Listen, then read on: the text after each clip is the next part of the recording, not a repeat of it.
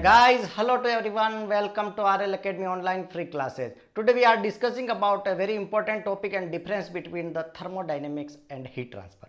तो थर्मोडाइनमिक्स कहता है कि मैं इनिशियल से फाइनल स्टेज के बारे में बात करता हूँ, ठीक है। मैं अमाउंट के बारे में बात करूंगा कि कितना हीट ट्रांसफर हो रहा है, ये अमाउंट के बारे में पता करता है, ठीक है। फॉर एग्जांपल किसी कमरे में हमें एसी लगानी है तो हम क्या देखेंगे कि उस कमरे की रिक्वायरमेंट क्या है, कमरा कितना बड़ा है, कितनी अपने को कूलिंग चाहिए होगी, तो अमाउंट के बारे में बात करेंगे, that is about the thermodynamics.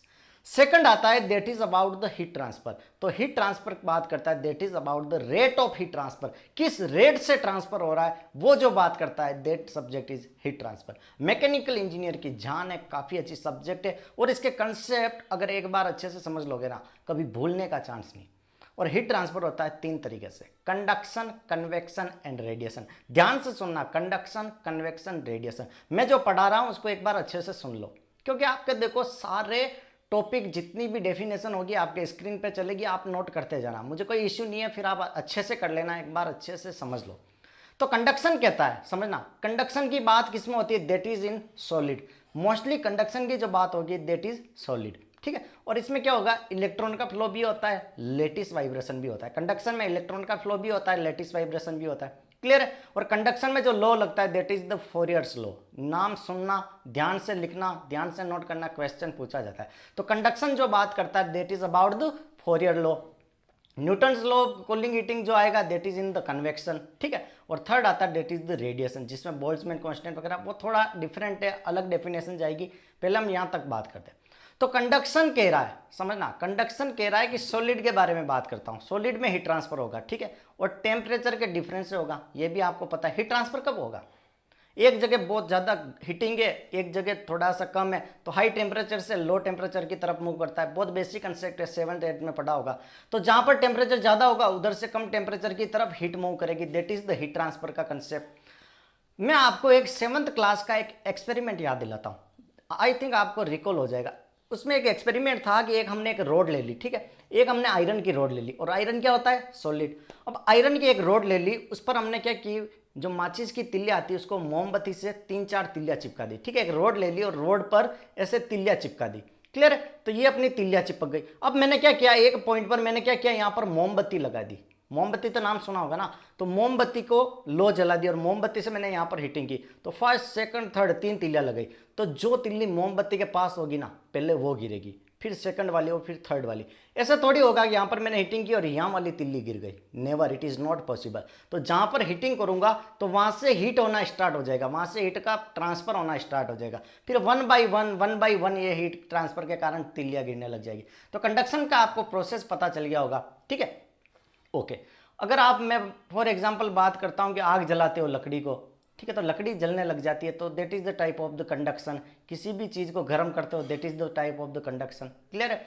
और सेकंड मैं बात करता हूं that is about the convection. समझना, ध्यान से सुनना। कन्वेक्शन कहता है कि जब लिक्विड में टेम्परेचर डिफरेंस के कारण हीट ट्रांसफर हो जाए, लिक्विड में। फॉर एग्जाम्पल आपने क्या किया है कि तपेली ले ली, या फिर कुछ भी आपने ओवन वगैरह कुछ भी आपने ले लिया जिसमें आपने पानी भर दिया, फिर उसको आप हीट करते हो, तो आप कुछ देर बाद देखते हो कि पानी गर्म होने लग जाता है।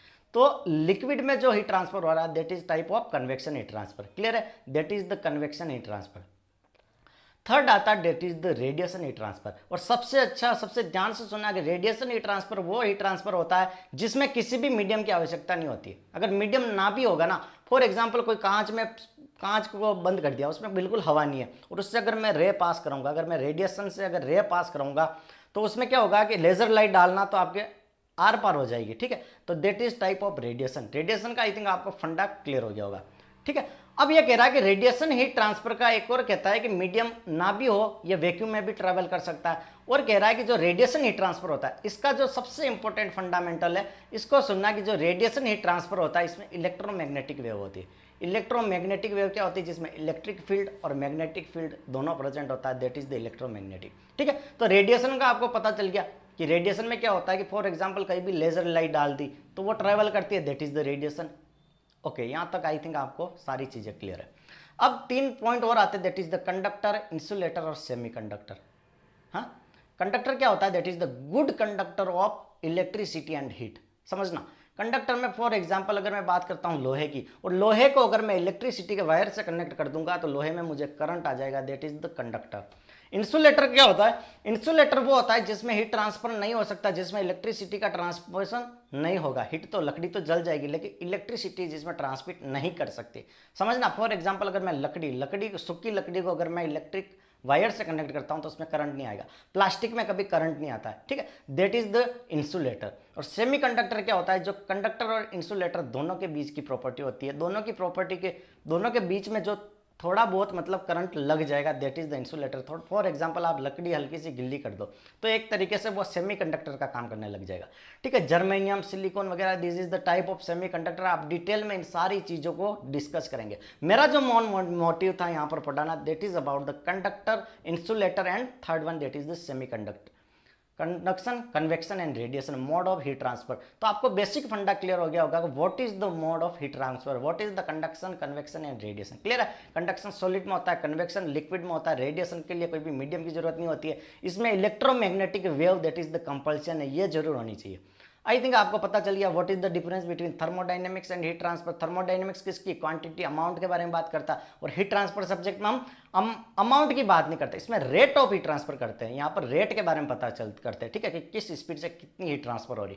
क्लियर है? आई थिंक आपको ये सारा फंडा क्लियर हो गया होगा। Thank you so much. Channel को लाइक शेयर सब्सक्राइब जरूर कर दे, और अगर आपकी कोई भी क्वेरी है तो कमेंट बॉक्स में जरूर बताएं। मैं कमेंट रोज रीड करता हूँ। कुछ भी नया टॉपिक पढ़ना भी चाहते हैं तो आप कमेंट बॉक्स में लिख दीजिए। I will try to improve my communication skills, I will try to improve my lecture, और आपके जो भी डाउट होंगे सारे क्लियर करूंगा। और मैं भी ये क्या है, सेकंड से थर्ड क्लास से कि मैं ऐसे face to face live classes start कर रहा हूँ, तो कुछ भी गलती भी हो सकती है। मैं भी वैसे तो मैं अपनी ओर से पूरी कोशिश करूंगा कि कोई भी फॉल्ट ना हो, फिर भी अगर कोई गलती हो जाए तो प्लीज़ कमेंट बॉक्स में लिखिए, ताकि मैं उसको एक अलग से वीडियो बना के उसकी त्रुटि को, उसकी कमियों को, उसकी लिमिटेशन को मैं कवर अप कर सकूँ। Thank you so much.